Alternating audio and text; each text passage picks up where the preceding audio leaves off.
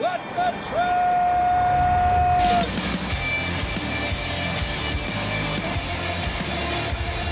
You are listening to What the Truck.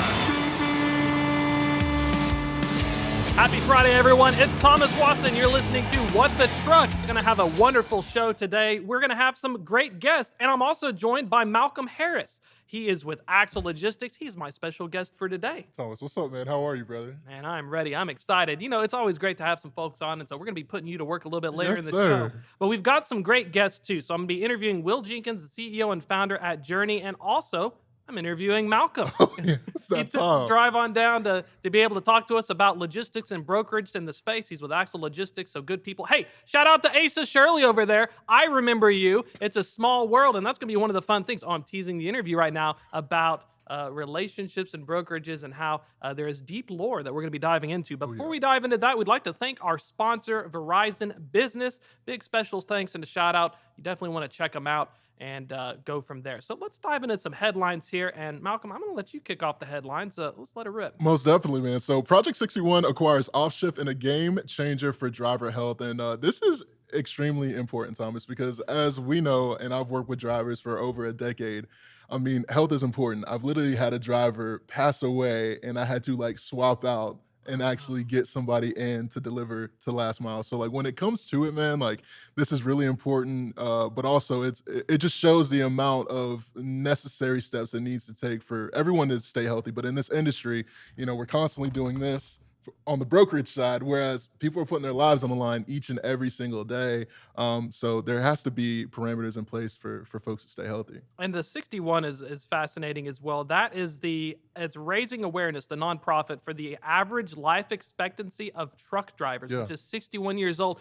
Michael Lombard, shout out to Lombard. He actually had a really great tweet earlier today that he talked about how sitting is the new smoking in terms of thinking about it can be really bad for your health. It's awful for your health. I mean, you got to think about it. This right here is literally a temple, and I'm probably showing it, man. I got to hit the gym a little more. I've lost a little bit now. Don't play with me, but no, it's critical, right? And I think just having a narrowed focus on health for drivers and carriers is important because, again, what is this industry without carriers? It really just can't happen, you know? And so part of this is Offshift's technology. It's powering a mobile platform to help achieve the mission. So what they're looking to do is give free practical tools and a driver-led community in the hands of the trucking workforce. And that's according to a news release that was published by Project 61 on Thursday. And so one of the crazy quotes here that the release said is truck drivers have the highest rates of obesity and diabetes of any occupation in the U.S. Definitely. Dr. Mark Monera as well said that this was born out of frustration. So obviously, like this is impacting a lot of people. So excited to see what they do as Monera is going to serve as the president and chief health officer. Yeah. Of Project 61. So let's dive into the next one here. What are we looking at next? This is all from the FreightWaves side, of course. So if you are catching it and you're like, I want to read it, go to FreightWaves.com. Yeah, for high trucking index shows the fourth month of volume declines. And this is not new to anybody that's been in the space for a very long time. What are your thoughts about just, again, this is a common theme, a common narrative surrounding the industry? It's tough out there. We'll kick up the volume chart as well. It should be the one. One of the challenges is, especially with that volume, is that tariff-related effects. And so remember that in April, we had the, are we doing it? Are we not going to do it? That back and forth. The back and forth. Yeah. And so we're starting to see that impacted in the volume. And so when you look at ACT Research's data, it is a sentiment index. Yeah. A vibe above 50 is an expansion or improvement. Below 50 is a contraction. And so one of the things we're looking at in the volume, so this is June data, 41.5. So we dipped from 42.5 in May. So we're losing some volumes. And then one of the interesting things is it was a little optimistic. And so volume should improve in July and August following the reprieve. There's a fascinating one as well. I want to get your thoughts on this. Driver availability. Driver availability, that kind of shocked me because you would think that people would be inclined to want to get out there and want to make these runs, both, you know, short and long-term distance. But I think that people are so burnt on what they've been through in the last 3-4 years. And I think, honestly, they haven't been able to survive these last 3-4 years. So you've definitely seen that drivers, that has kind of tightened. So we're kind of scrambling on a brokerage side to see, all right, who can I trust? And most importantly, who is valid that actually can get the job done? Yeah. You know? Like, It's a twofer. it's a twofer because it's just like, hey, like, hi, my name's Eddie and I'm with ABC Trucking Company. Well, like, hey, I looked you up on the highway and you're a convict. You know, it's like I probably shouldn't work with you. You may have killed a man. It's like Anchorman, but Bricks just killed a man. Yeah.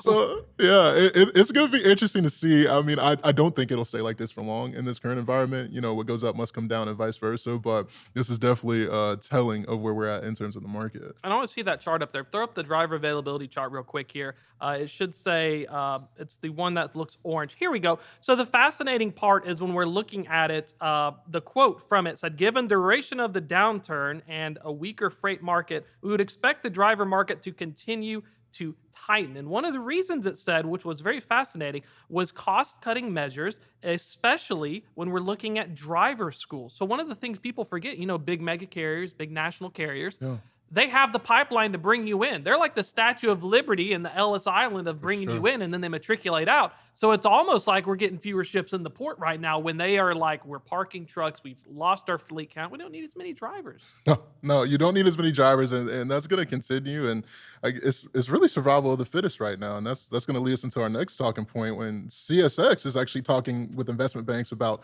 merger options. So they're looking at potential deals, obviously with Union Pacific and Norfolk Southern, and just all the pressure that's happening in the space right now. I love the rail lore. The rail lore is the greatest thing in the world. So Norfolk Southern and Union Pacific are gonna be, hopefully they're gonna have a business matrimony. Obviously, you Yeah. gotta go through the STB. There's a lot of steps, but they want to get together. First transcontinental railroad. We built them. We just never had anyone like one rail to rule them all. No. And so I was on an interview with Stuart yesterday, Stuart Charles, one of our writers, and he Yeah. said, don't be surprised if you hear that the other two of the big, it was like 5 or 6 big railroads, if they want to start merging. So this is what we're hearing. CSX is like, I want some attention. Wait a minute. Hold up. You guys are I'm going to find someone to the day. I'm going to find a date. I'm going to hook up with somebody. So we may have a situation where the rails start shacking up with one another. Yeah, and it will. And you'll see this in all types of aspects, not only in rail, but you'll see it with companies that are brokerages. You're going to see it with actual carriers. I mean, and you've already seen it, is that people are like, hey, like,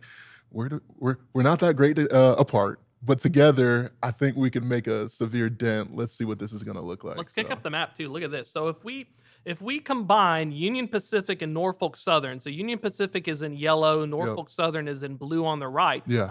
The goal is, look at Chicago. I mean, just an absolute, y'all see that density that's there, right? And so one of the crazy things I learned, these are some real facts, is that when they go through, they have to switch them off. So no one Yeah. can go like really coast to coast, east to west. But now theoretically, we can route, if we turn that all one color, Mhm. we can avoid having some of these delays. So that's going to be a really fascinating thing to watch. But one of the things you were talking about, profitability, Yeah. that leads into kind of our next story, which is right up your alleyway in the brokerage space. It is. I mean, C.H. Robinson is improved, obviously, in profitability when it came to their CEO and their projections. Productivity is at an all-time high, but there is a small caveat. There's a lot fewer workers. And I'm weird about this, obviously, right? Because my role is in my career and what I've always done is I've tried to hire people and hire the best. But then also, just looking at it from a C-suite perspective is that, hey, like overhead is a number one thing that will tank a business if it's not utilized properly. Overhead, people, that's your number one aspect of when it comes down to it. So getting creative, everybody's trying to do it right now in terms of revenue generation. And people, if I have a team of 15 and I know that I can do this with a team of 7, you would be a fool to not at least consider those options just to be able to stay afloat. And everybody's going to have to be creative. And you had a spicy take before the show. I know there were talks about, well, with all these trucking bankruptcies, will we see anything big? You had one, mergers and acquisitions. Will another broker go the way of the rails and gobble somebody up? Listen, you can't spell Malcolm without M&A, man. And Oh. you like that? Man, that's good. We're clipping that. Guys in the back. You can't spell Malcolm without M&A. And no, merger and acquisitions, that's naturally going to happen in the space. Specifically, I'd say in the next 24 to 48 months, there's going to be a big player in the field that's saying, hey, this is awesome, but it's not sustainable. In order for us to actually have a chance to be considered a top 20, a top 10 brokerage, we're going to have to make a splash move because we're seeing the actual environment that's happening around us, and we can't sit on our hands or it's going to be done. Final thoughts here as well. We have actually these are all of our stories as well. So we got some Freight Tech 100 we'll announce at the end of the show. But let's go on to our first guest here, and it's going to be a really really fun conversation. Tee us off, sir. Yeah, definitely. So this guy is somebody that I hold really near and dear to my heart. He started out with a knife and then ended up in the jungle. And then he took that knife and made a whole village out of it. I'm talking my man, Will Jenkins, CEO and founder of Journey. Will, what's up, baby? Thanks for having me on, guys. Really appreciate it. Of course, Will. It's so good to see you, man. I appreciate you being willing to be here today. And Thomas, I mean, this guy, I can't speak enough about him. I know, of him for quite a few years, and he's built a really, really solid team. And I'm a sports guy. Yep. And I want to just talk to you, Will, because obviously you're an athlete. You train every day. You also post a meme every day. I don't know how you find 24 hours in a day to utilize it. It's honestly crazy. So you have to delegate to a team. What went into this? It seems like you got a great quarterback, you got receivers, you got a tight end, defense. Everything at Journey is rolling. How did we get here, man? So there's a lot to it, man. I think one of the things I've noticed or learned over time is that you need to go and hire the best, and you need to surround yourself with really ambitious people that are willing to roll their sleeves up and do some tough stuff, especially during the early days of a startup. So Right. I like very grateful to have the team that we have and the people that we're able to work with on a daily basis. But these are all like long-term relationships I've had for a while, like people that I know very, very well. And that helps, right? You want to move fast. You need to have people that you trust. And so being able to give people different areas of the business to manage and handle allows us to scale more effectively. So still a small but mighty team, but super appreciative for everybody on the squad. Definitely. And you're helping so many people, be successful on their journey. And, how do you define success? Because specifically, you guys touch so many aspects of the industry, right? Whether it's a 3PL, whether it's, working with other agencies, whether it's the carrier side, whether it's actually consulting, how are you defining these kind of, I wouldn't say swim lanes of success? What does that look like? Yeah, great question. So I think one of the like blessings and curses of having been in the space so long is that there are so many things that you can do once you happen to leave the brokerage space, right? Like our business is brokerage adjacent, and we do recruiting, consulting, and training. And so I think each of those verticals has a different set of metrics to define what success is. I think on the recruiting side, for us, it's finding high caliber talent as quick as we can that matches well with the criteria that our clients have, and then making sure that those people are able to make an impact and stay on those teams for a very long time, right? We don't want them to churn. We want them to be able to make an impact. And so our goal is always to put the best talent in front of those organizations as quick as we can. On the consulting side, there are levels of things that you can consider. For example, we're working on a handful of different strategic procurement objectives with a handful of clients today. And so metrics there would be, pre-book percentage, developing strategic capacity and using a specific subset of carriers more effectively and increasing that carrier density. And then on the training side, that's a broad impact across the different services. So how many people are we able to get through our training? What results do they get from a net new customer acquisition perspective? And then some of it is a little bit gray, right? Like I think about our longest term consulting engagements, for example, there are hard revenue numbers we can point to and look at the success some of these orgs have had, but the impact ripples throughout the entire organization. There are a lot of different things that we're able to touch. So kind of a long-winded answer. Each part of the biz has a different level of metrics to define that success. No, definitely. And it shows, right? Because in the success, I mean, it's you guys just celebrated your year anniversary. I mean, I've seen literally the journey, no pun intended, but of course a pun was definitely intended. So when it comes to, just key things that you could have done and you've seen and improvements that could have been made, or also things that currently in the next snapshot of journey, from your seat, where do you see the next level for you? Because one thing I know about you, you're always thinking about, all right, yeah, I won yesterday. That's great. I really don't care what's next. Yeah. So, kind of a loaded question, right? When I think about the way we attack the market, man, I think there's so much opportunity to service the customers that we build with today. And so, I would like to continue to expand the reach across the different clients. We have about 140 clients we do business with today, and many of them utilize multiple services. So, we have recruiting clients that also tap us for consulting. We have consulting clients that also tap us for training resources. Our goal is to be as sticky as possible with them and to be looked at as a long-term partner, not just a vendor. And I see that as we start to get way more in depth with a handful of clients, but the goal is to be able to do that across the board. And then long term, I think the largest opportunity, just based on our understanding of the space, is being able to provide incredible training services that other organizations just may not have access to due to the size and scope. You just think about the largest top 20 or top 100 incredible organizations. Typically, they have like an L&D team and a lot of resources.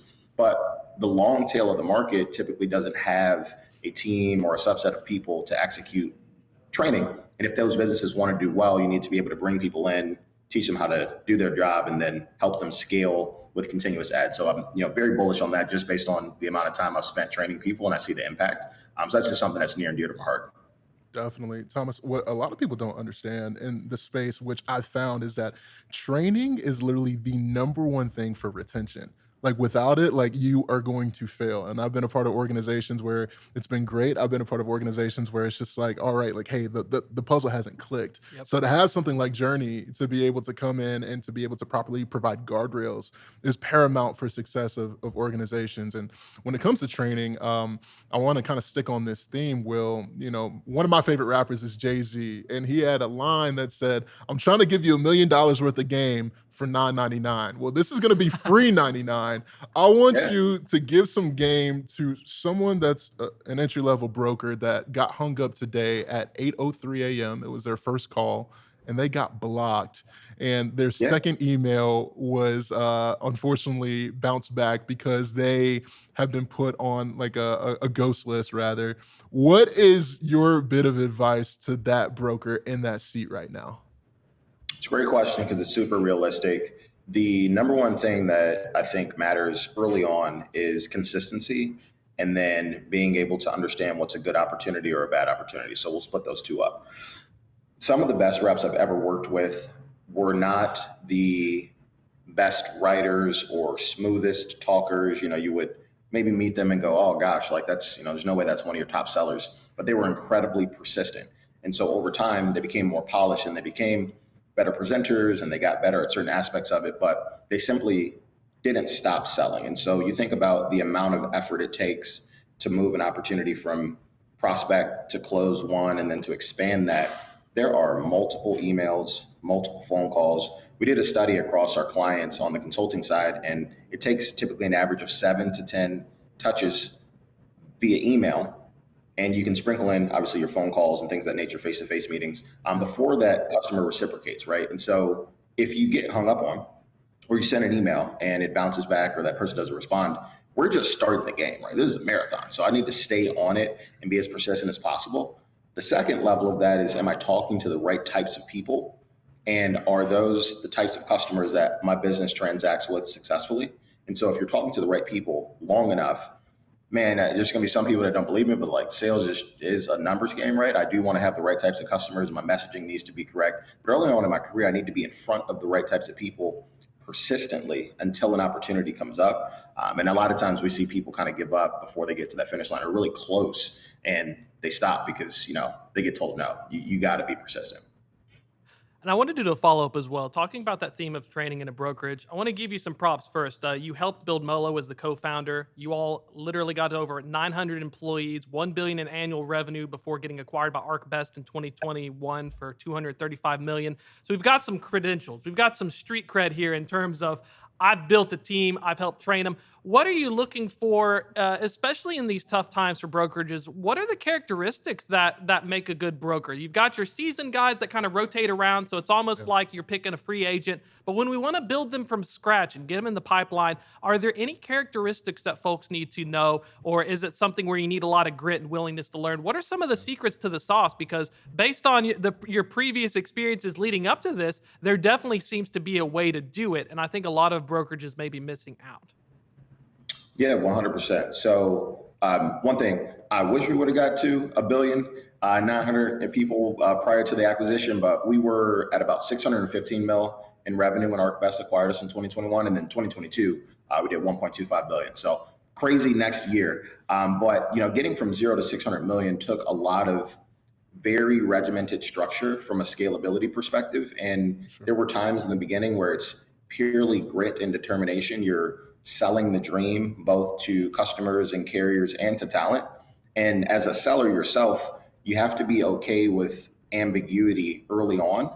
And then as an organization, you have to go and find a handful of people that have done it before and are willing to work through that ambiguity, knowing where you're going to get. But it is not easy, right? Like I remember, 0 to 20 and 20 to 100, there were just people that we wanted to hire or customers that we were going after that just wouldn't give us the time of day. And obviously that's a challenge, but you need to be able to persist through that. As you grow, you get more recognition, your brand becomes more well known. It gets a little bit easier. It's not easy, it just is easier. Early on though, you have to be okay as a seller, knowing that all the pieces aren't put together and you can somewhat shoot from the hip, but like that's part of being a startup. And then you start to build some recognition, and it becomes a little bit easier. Definitely. I know I want to be mindful of your time with us, but I had one more question for you.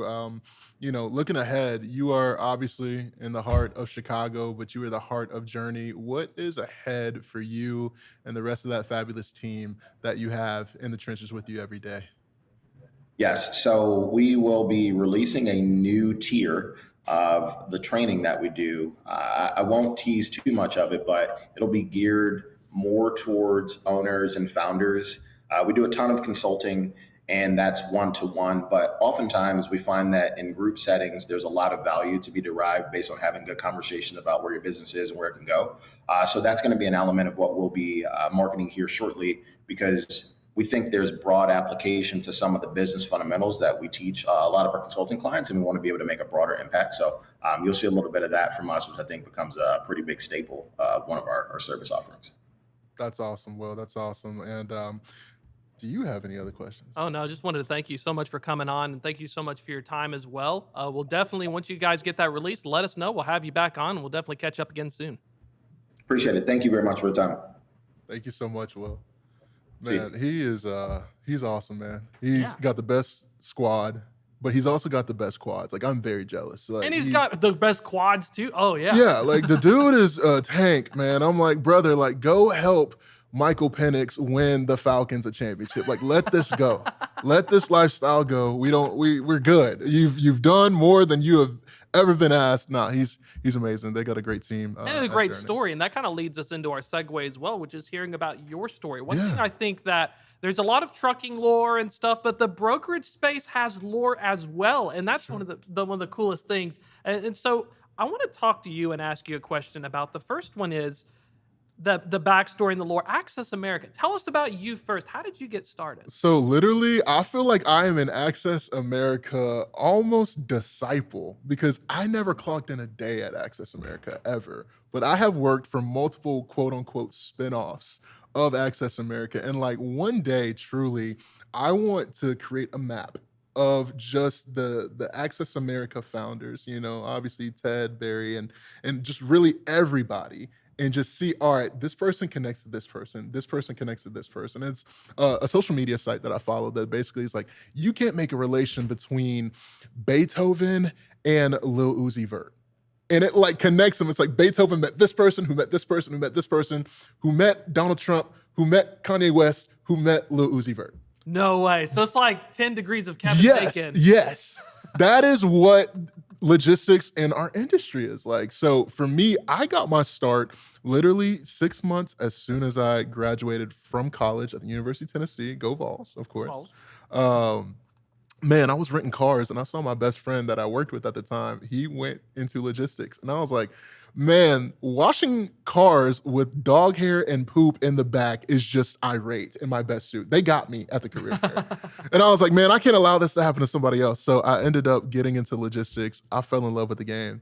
But I actually was a recruiter in college. So I was a student recruiter for University of Tennessee football after I left the marching band. So I was in the band at UT, but I also recruited some players. So I was on Jawan Jennings, Yeah. his official visit. That's my guy, man. Like, No yeah, way. like getting him to like, and his family, you know, I've driven around a lot of different players that we've lost. Like, I remember Derrick Henry was this close to being at Tennessee. Derrick Henry, for those that don't know, he was so close to coming to Tennessee. Like, people don't believe it. We just didn't have the system. But that's really how I got my start. Is it was a chance. I joined.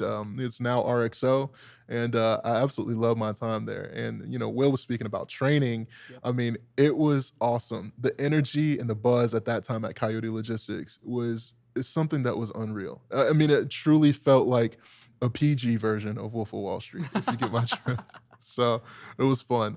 Yeah, that's how I got my For a start. football player, so being in the recruiting space, you Yeah. have what's it like recruiting a football player versus a freight broker? Are there any kind I can imagine it'd be harder to recruit a football player, but if you have a certain freight broker, maybe what's the Juwan Jennings of freight broker where you're like, I got to bring this guy in? Like, talk about some of that aspect. Well, there's parameters, right? And I think, you know, I want to give a shout out to my guy. He goes by the name of Hunter Duncan. He is talent acquisition at Axel. So I'm going to give him his quick little play. He is amazing at what he does, but also we look at it in terms of athletics, right? And it's like, all right, this person has a skill set. There's grit, there's tenacity. There's a question that is always kind of asked in the interview process. Are you someone who loves to win more, or do you hate to lose more? That is something that is always asked. What is that answer to you? Do you love to win more, or do you hate to lose more? I hate to lose. I'm not always going to win, but if I lose, that's going to bother me. I'm going to say, I'm going to get back up and I'm going to try because I can't always guarantee a win, but dang, I can try to minimize the loss. You answered that perfectly because that is the answer. There's not a wrong answer, but you can see immediately what type of person that you're getting. If you're a hate to lose person, that means I know I'm getting a competitor. I know I'm going to get somebody who's going to do whatever it takes to be successful. And I also know I'm going to get somebody that is a straight up dog. You know, you gotta have, and people clown on, and we can use sports. Colorado and Coach Prime, they had L's and they had a letter D on their jerseys. One was for leaders and one was for dogs. You have got to have both in a brokerage to be successful. Who are going to be your leaders that are going to allow people and to mold people and to really have people follow? But then who's also going to be the dog who's going to absolutely track and trace that thing at 1:35 a.m. with their crying baby in their arm and call the customer? That's on the West Coast. And I think a lot of brokerages mess up because I did a little stint in brokerage. I came from trucking. I thought, let's see how it is on the other side. So Arrive Logistics, I was in the Chattanooga office, and I started in carrier sales. They threw me in the trenches. You want to talk about having that? So imagine you do 5 years at a mega carrier. You have 2,500 trucks. You optimize the network, and now you're cold calling Boris, and he just tells you to pound sand, and Boris just hangs up on you, and you're like, wait, no, this can't be it. So I make another call, and they're like, nope, click. Nope, click. And so this is like in 19 and 18, 18, 19, right? And so you've got to have that dog in you to just understand. It was a humbling experience. And I think that what you're saying is, well, you've got to find that guy who is willing to repeatedly just run into that wall, For sure. dust yourself back off and put a smile on your face and like, I'm going to break through it. Absolutely. It's like Marshawn Lynch famously said, like, you know, I know I'm going to get got, but I'm going to get mine before I get got though. Right. And that's just what it's going to come down to. And also it's about the people that you have surrounding you and in your life too. Cause like this is a team sport. Like I know that there's people going independent and I commend that. You know, you want your piece of the pie in the brokerage space, by all means. If you have the business infrastructure to do it independently, do it. But like I know I wouldn't be here today without guys. I mean, Jason Pravancha, Steve Cox, Clay Hicks, Sean McLeod, Ali Fraley. Like I can keep going. Like these, you gotta have influences to kind of be like, hey, like I've done it this way. Yep. It sucks. You should probably reroute and do it this way. But that's where the training and the other aspect recruiting comes in, because you've got to recruit the culture. And I like the thing with leaders and dogs because I see a lot of times in brokerages, sometimes you mess up. Sometimes you need a special leader, if you promote a dog into leadership, he may not know how to properly wrangle the rest because he's so single-mindedly focused on getting that it takes a special kind of thing. But talk about your influences, because I feel the same way in my experiences. I would not be here today Yeah. if it weren't for at least 20 different people at some point in my career. They said, this kid's kind of crazy, but I'm going to give him a shot. For sure. I mean, my influences are everywhere. I mean, I remember 10 years. I mean, there's a guy, he's still in Chattanooga, and I'll shout him out. His name's Clay Hicks. Taught me how to be a pro. It's like, for example, and I'm a Falcons guy. Julio Jones, his rookie year, was like, listen, I would have been out of the league if it wasn't for Roddy White.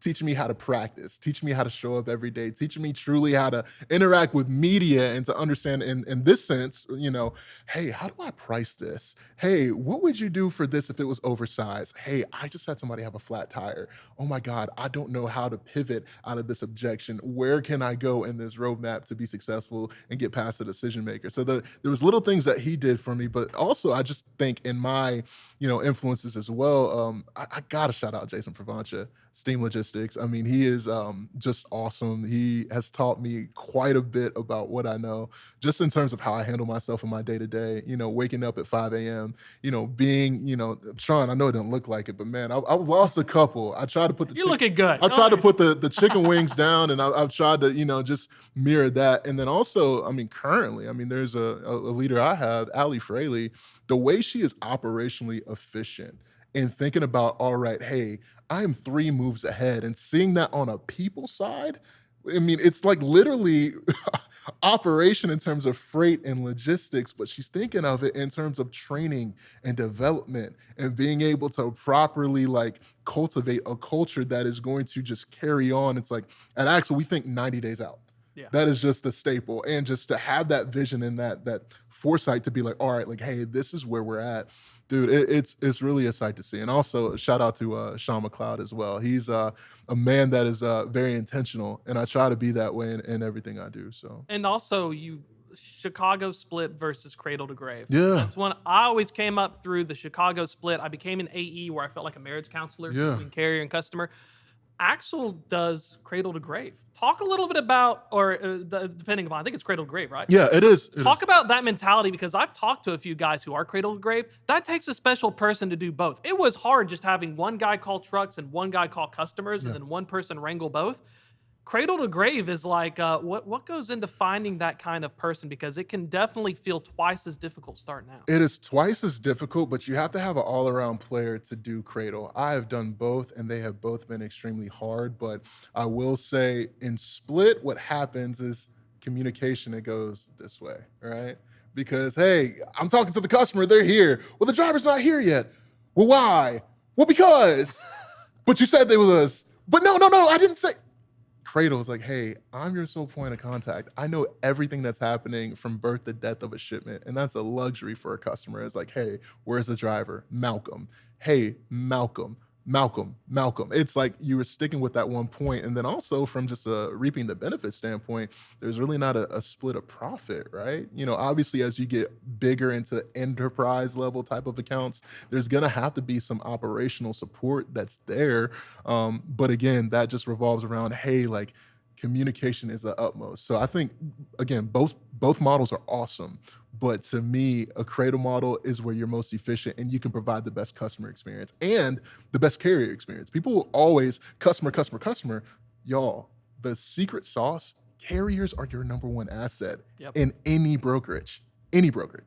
Let's talk about that, because I think that for a lot of drivers, brokerage looks like this foreign land because I'm behind the wheel, I'm doing all this work. They just get a load. They don't understand what goes behind it. What separates a good broker from a bad broker in terms of taking care of the driver? So maybe some of our listeners are like, oh, maybe I need to talk to this guy who's been calling me up instead of the person I usually use and ghosts me.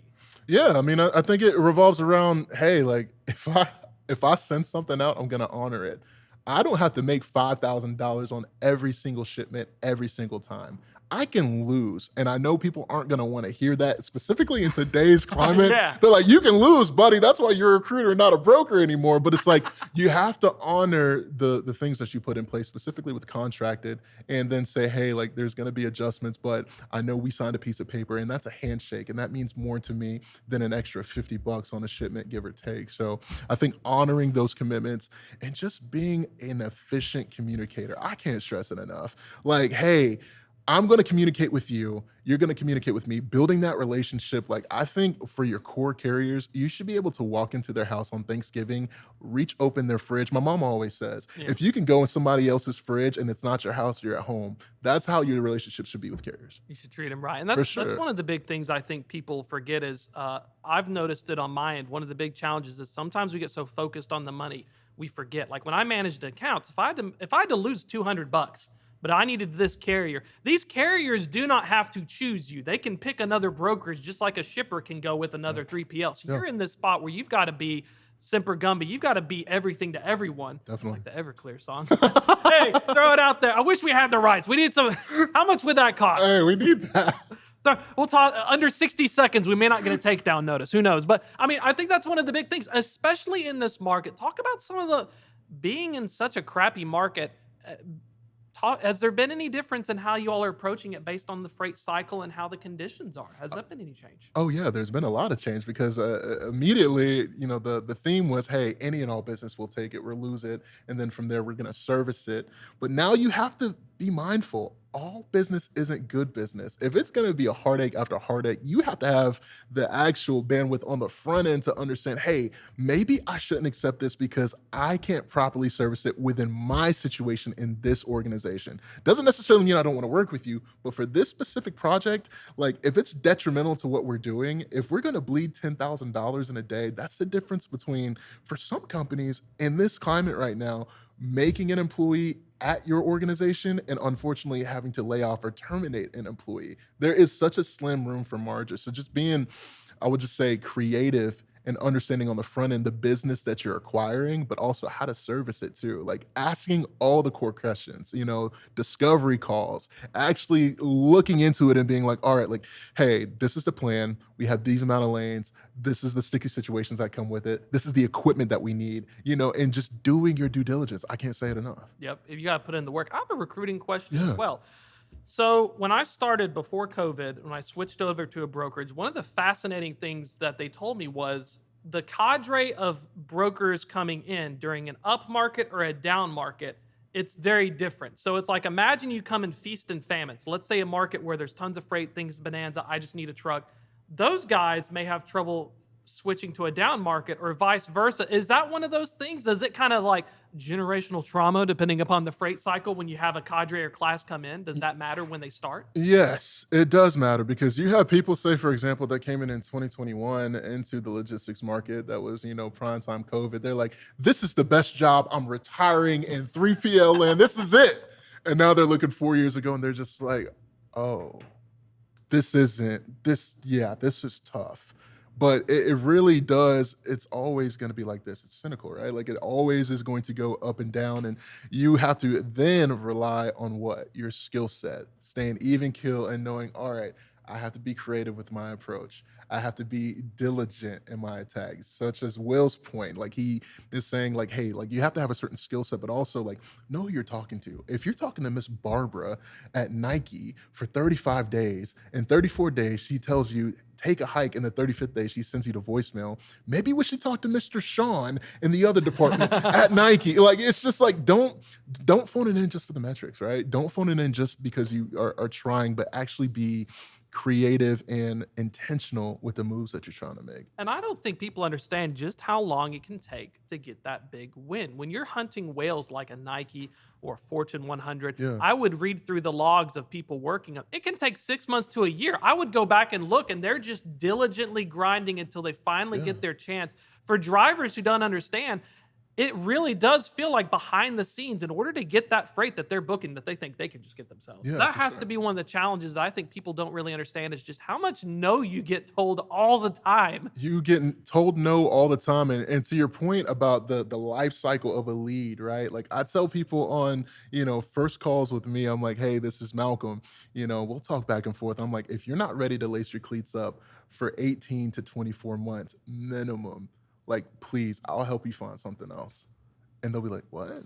You would do that? I'm like, yeah, because I don't want to waste your time, because this is just not a short ball game. Like you have to do certain things in this amount of time to get to where you want to go and reap the benefits. But if you're just like, man, this nice little base salary is nice. Pay my bills, go down to the bar, I'm good. Like, hey, buddy, you should do something else. Yeah, because I think that's one of the crazy things when we're looking at it compared to going across the aisle. In trucking, we had assets in place. We'd utilize them. They're mobile factories. I Yeah. need revenue miles, but someone else sure. brings in the pipeline. On a brokerage, I'm paying you on the hope you are a loss until you bring in money. Yeah.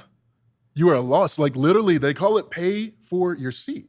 You have to buy your seat. It's almost like cutting hair. It's like you're in booth tax. It's like, all right, hey, your seat in a barbershop is going to cost $1,000 and I need it on the first of every month. So every single barber, I unfortunately lost mine.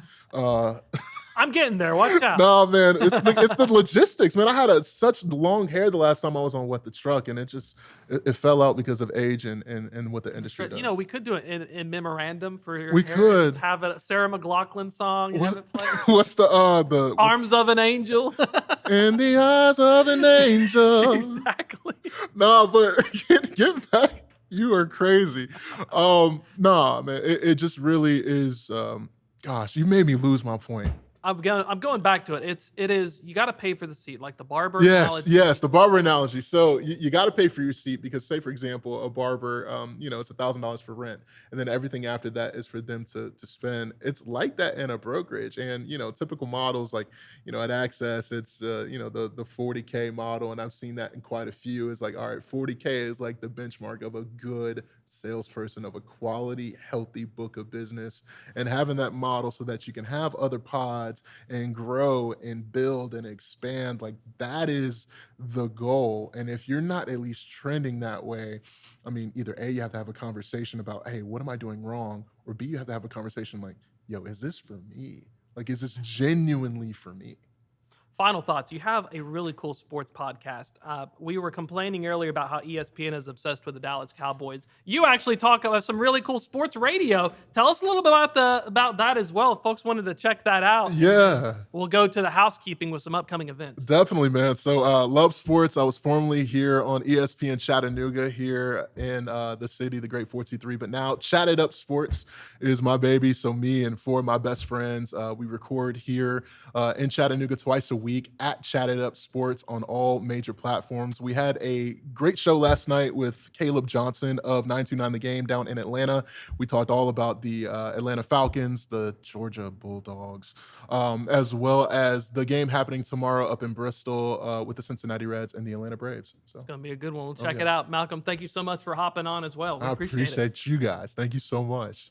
We got a little bit of time left in the show, so while we're at it, a little bit of housekeeping here. We've got some upcoming events. You want to check it out. It's the Freight Tech 100, so you go in there, get everyone, put it in there. So let me pull that up real quick here as well. So you put in your applications. There's a cool little timeline. You go to freightwaves.com and put it in and nominate your people. So after you put it in, let me pull it out here. Key dates to remember. That's what we need here. So on September 22nd, the Freight Tech 100 winners are announced. So continue to put in your nomination. Nominations close on September 1st. We got a little bit of time left. November 20th, this is going to segue into F3. We announced the Freight Tech 25 winners at the F3 Future of Freight Festival. Kick the little video. Do we have any sound with this thing? Let's see if we got some sound. I'll talk about it. Go to live.freightwaves.com. It is the F3 Future of Freight Festival. It's earlier this year. It's October 21st through 22nd. It's not like November, so you want to go over there and get your tickets and register for the event. Going to have a lot of great stuff. You also get to meet me and some bunch of other people as well, so it's going to be a really, really cool event. Finally, last thoughts here. It's Friday, so hope you all have a wonderful weekend here. Thank you all so much for listening. Malcolm, thank you so much for coming on the show. Let me get to pick your brain on brokerage facts and everything. Pleasure. Absolute pleasure. So without further ado, y'all have a great weekend. We'll see you next week.